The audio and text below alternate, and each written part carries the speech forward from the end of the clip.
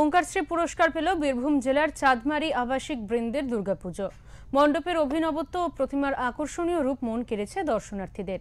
তাই পুজো শুরু থেকেই মানুষের ঢল নেমেছে পুজো মণ্ডপে। ওঙ্কার বাংলা ওঙ্কারশ্রী সাল সম্মান তুলে দিচ্ছি চাঁদমারি আবাসিক বৃন্দের হাতে।